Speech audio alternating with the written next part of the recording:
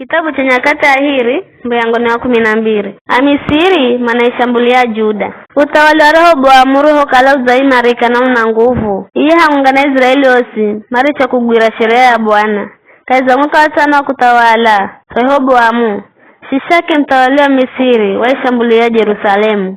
Kwa ukala warema za kosa kukala aminifu kwa Bwana. Shishaki wakuza na magari 1000 na magana meri ya farasi na hirika farasi 10,000 na atumasio talika. Mareo kuza haunga na yekula Misiri. Atuawari na Alibia, Asuki na Akushi. Akihala mizi yose ya Juda. Irio kala na ngome na achinda muhaka Yerusalemu. Ndona biisha maa yake mzirira Rehoboamu na wa vilongoza Juda mareo kala maza kunzumanyika kwa Yerusalemu. Kwa kumwago wa Shishaki akiambira, Bwana namba, wani richa, baina menza mrichira Shishaki. Vikero vilongoza Israeli na ye mtawali makizitereza na makiamba. Ya Bwana ni mwenye haki. Bwana roho na kukala mazazi Tereza. Nera mzirira shema ya kwamba.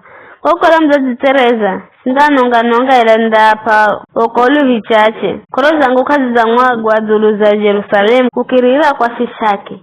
Ila mandakala chinize ili mapate kumanya tofauti wa kunihumikira na kwa humikira tawalea iti. Bai Shishaki mtawali wa Misiri wa mbuka kiza shambula Yerusalemu.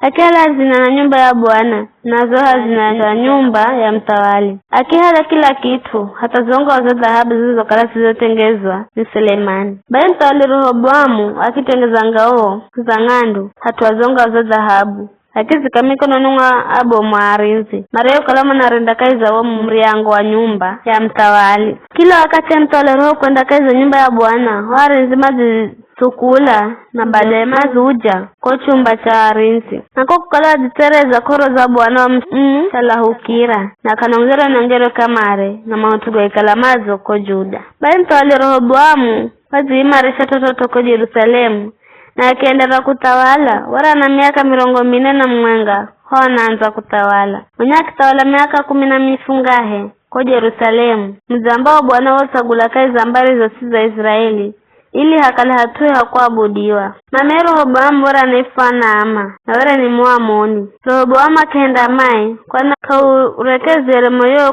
kumumala Bwana. Mikara mautuga Rehoboamu kula mwanzo hata mwisho. Gawari wakaza choche Nyakati cha nabii Shemaya na muoni Ido. Rehoboamu na Jeroboamu makala makihe hakuenda siku zose. Rehoboamu akifa na akizikwa kaiza mzi wa Daudi na mwana wa Abija akihala hatuhe here mtawali.